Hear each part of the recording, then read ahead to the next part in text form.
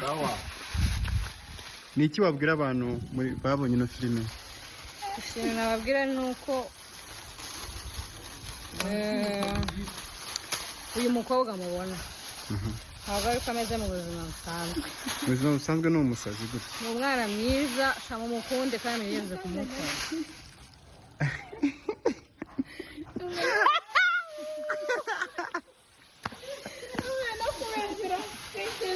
Urabona ko atarimo kuvuga.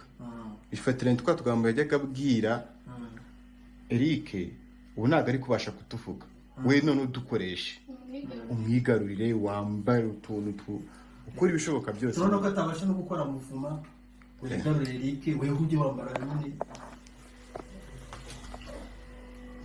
Nyine ni muri urwo rwego rw'uko atabasha kwambara ya myenda kugira ngo yigarurire Eric, kuvuga.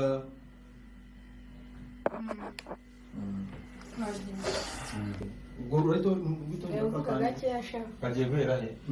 uri mu rwego rw'amakina zakora akabe uri gabana koresha uri gabana afata imiti bigatuma vuba bibaye byinshi komera kumvira rero ugomba kuyikoresha yose. ndayikoresha ariko nimukomeza gushyiraho ibindi biraba byinshi. Twagiye oya mutangirire we Yves.